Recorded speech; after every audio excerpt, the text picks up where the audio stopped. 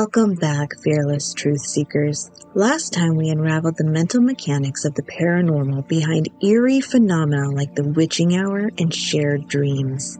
Now in part 2 we venture further into haunted spaces, ghostly leftovers, and the extraordinary interplay between mind and matter that might explain why some spirits stick around and refuse to take a hint.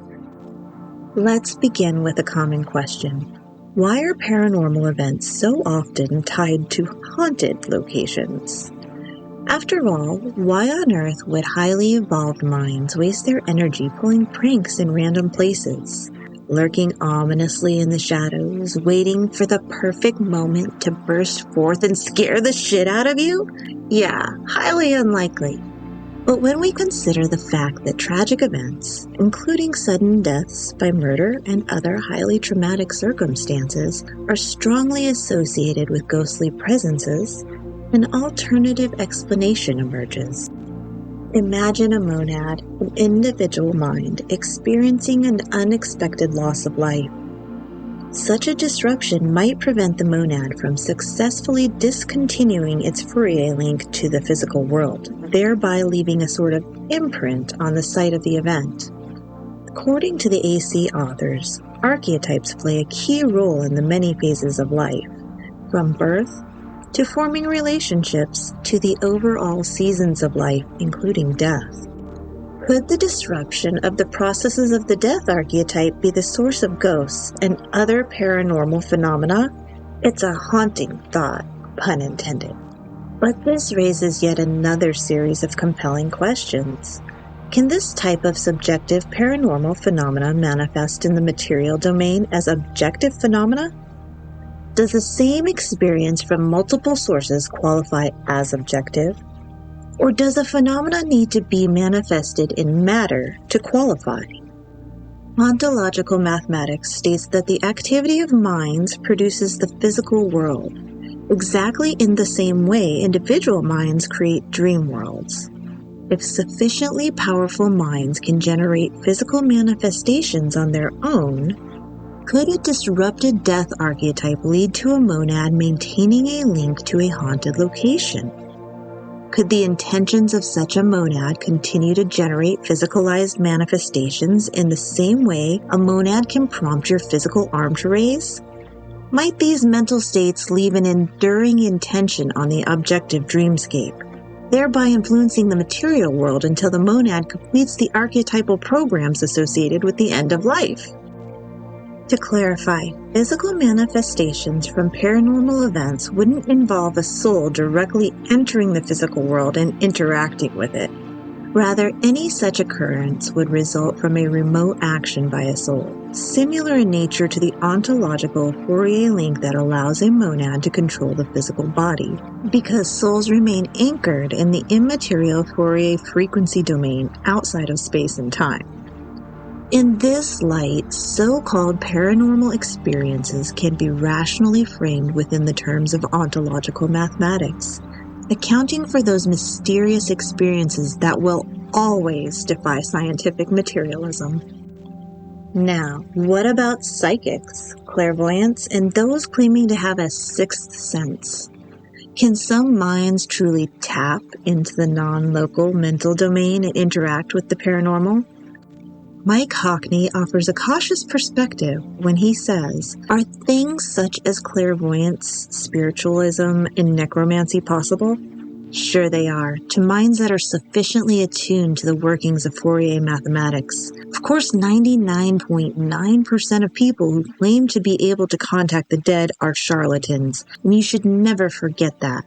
You should be ultra-skeptical of anyone who makes such claims. In a nutshell, while it is possible for these types of people to exist, the vast majority can be chalked up to the person either deceiving themselves or intentionally deceiving others. Regarding the validity of paranormal experiences in general, Hockney reminds us, are ghosts, spirits, hauntings, and so on possible? Sure. Again, it's all in the math. And again, you can be sure 99.9% of it is bogus and fraudulent. Weird and wonderful things do happen, but they are exceptionally rare.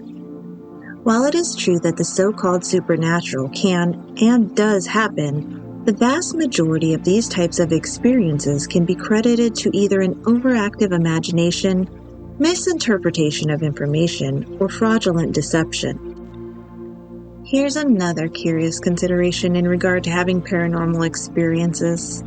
If you had to predict, based on the PI's ontological mathematics framework, would you expect an introvert or an extrovert to have more paranormal experiences? What about a sensing type or an intuitive type? If you answered intuitives, congrats, your mind is more attuned than most. Because the paranormal are related to the non-locality of the monadic singularity, those who are more attuned to the non-local, intuitives, are more likely to become conscious of such events when compared to their sensing counterparts. Similarly, if paranormal phenomena has not quite reached the level of physical manifestation, the introverts, who are more tuned into the mental space, will be much more likely to experience a paranormal event than an extrovert who is hyper-focused or distracted by the world around them. Ah, intuitives, the detectives of the unconscious. Extroverts? Probably too busy networking to notice the etheric presences or mournful shadows hanging around. But there is a caveat. As Mike Hockney points out, that additional difficulties may be associated with having paranormal experiences when he wrote, "Most people's minds simply aren't aligned to the paranormal. People with particular mental conditions such as schizophrenia and bipolar disorder are much more likely to encounter paranormal phenomena, but are also much more likely to be called mad. The mind, especially consciousness, has evolved to shut out as much contact with the paranormal as possible, since unless your mind is staggeringly powerful, paranormal experiences will screw with your sanity." Sobering, isn't it? Brings to mind a heavily memed quote by Joseph Campbell. "The psychotic drowns in the same waters in which the mystic swims with delight." And there you have it, a rational and grounded framework to begin digging into paranormal experiences. From haunted locations to the potential of psychic phenomena, we can see that the otherworldly is far less other and much more mathematical than a majority of the population has yet to understand. You don't need to be an unserious or irrational person to know that the soul exists or regard the paranormal as real. You just need to be an ontological mathematician. As Hegel famously said, "What is rational is real, and what is real is rational." So what do you think? Could archetypes and Fourier links truly explain haunted locations and paranormal events? Ever felt like reality was shaped by something more? Well, let's talk about psychics. Have you ever had a run-in with one? Were they eerily accurate or just masters of deception? Did they predict your destiny or just help you max out your credit card? Tell us your experiences in the comments and stay tuned as we continue unraveling mysteries with reason and mathematics, because the journey is far from over. If you enjoyed this video, like it, leave a comment, and subscribe for more.